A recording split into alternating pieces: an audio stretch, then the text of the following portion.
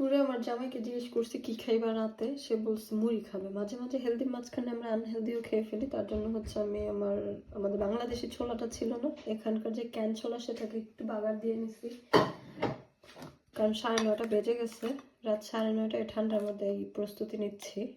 আর এই যে বেগুনি বানাবো এর জন্য হচ্ছে আমি বেসনটা হচ্ছে গুলায় রাখছি, তো একটা সাইডে রেখে দিয়ে এখন হচ্ছে যে পেঁয়াজ কাঁচামরিচ এগুলো কেটে নিব। পেঁয়াজ কাটা শেষ, আর মরিচগুলো কি সুন্দর না দেখেন একদম, আর ঝালও আছে। আজকে আমি নিজে গিয়ে এই মরিচগুলা বেছে বেছে কিনছি, কারণ আমার জামাইরা যখনই মরিচ কিনতে দেই কি যে মরিচ নিয়ে আসে, আর দোকানদার বলে যে হ্যাঁ অনেক ঝাল অনেক ঝাল, আর আমার জামাইরা ড্যাং ড্যাং করে নিয়ে আসে, কিছু আর করা থাকে না, সেগুলো খেতে হয়। আমি যেহেতু ঝাল পছন্দ করি, ঝাল না হলে মজা লাগে না, তো বেছে বেছে নিয়ে আসছে। এবার ঝাল হয়েছে, দেখতে যেমন সুন্দর তেমন ঝাল। মরিচটা কেটে নিতেছি। যে লেবুর ছিলকা সবাই দিলে কিন্তু খুবই ভালো লাগে। আমি এই যে বড় লেবু থেকে 2টা ছিলকা নিচ্ছি, ওটাকেও কাটি। কাদের এমন রাত বেড়াতে মুড়ি খাওয়া অভ্যাস আছে অবশ্যই জানাবেন। অনেক মানুষই তো অনেক রাতে অনেক কিছু খায়, আমরা হচ্ছে ডিনারে আজকে এটা খাচ্ছি। এখন টমেটো একটু কেটে নেব, একটা কুচি কুচি করে।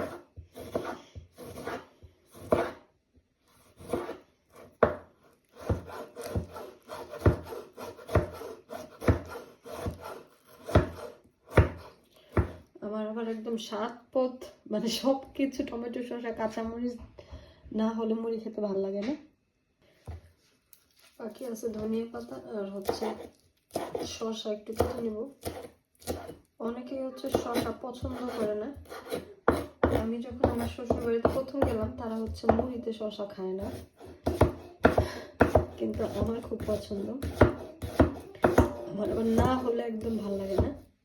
তারা রোজার মধ্যে দেখতাম কি আলাদা হচ্ছে শসা কেটে প্লেটে রাখতো, যার আর কি দরকার সে কামড় দিয়ে দিয়ে খাবে, নাকি যে যেভাবে, সমস্যা নাই। শ্বশুর বাড়িতে যতদিন ছিলাম ততদিন কিন্তু ওইভাবেই খেয়ে আসছি। শসাটা কুচি করে অল্প একটু দিতেছি, কারণ হচ্ছে আমার জামাইও খুব বেশি পছন্দ করে না, একই বংশরই তো। এখন হচ্ছে যে বেগুনটা লম্বা লম্বা বেগুন লাগে, লম্বা করে কেটে নিই। আমার অর্ধেক লাগবে না, একদম পাতলা করে দেবো।